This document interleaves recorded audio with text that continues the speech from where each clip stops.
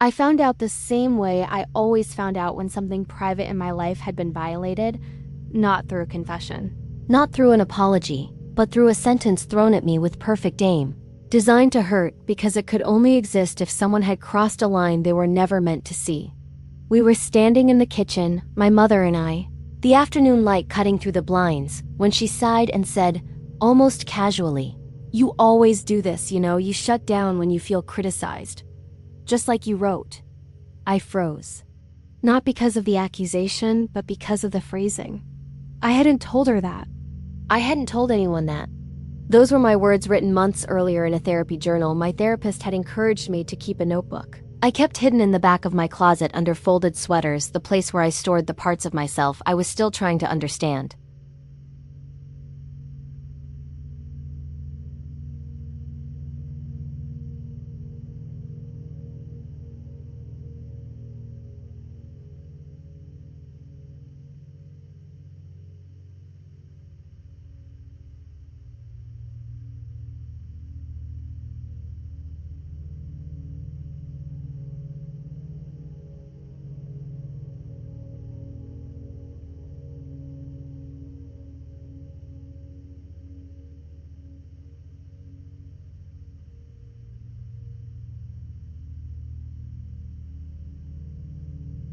Therapy had been the one thing that felt like it was mine, a space where I could speak freely, where I could name the things I'd spent my entire childhood swallowing, where I could finally say out loud that my mother's love always felt conditional, that it came with strings I could never quite see until they tightened.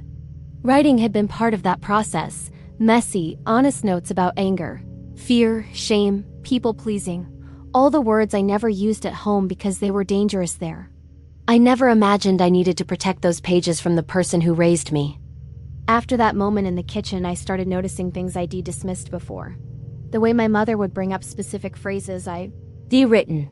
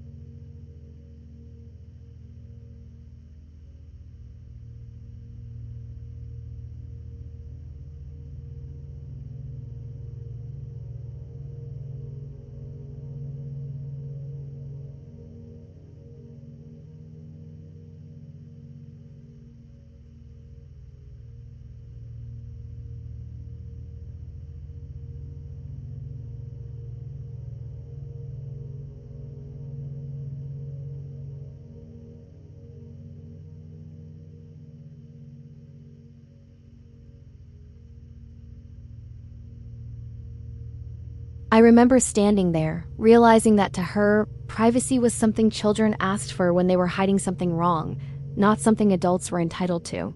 After that, therapy became complicated. I started censoring myself without meaning to, wondering who else might eventually hear my words, wondering if my mother would somehow find out what I said next.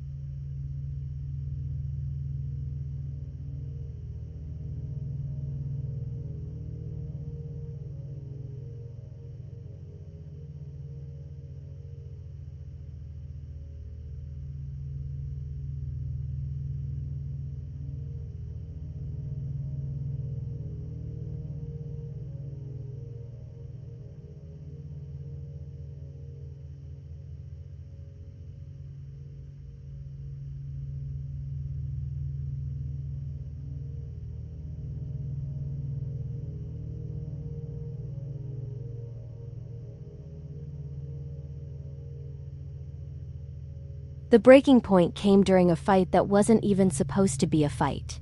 I told her I was planning to move out soon. Not angrily, just factually.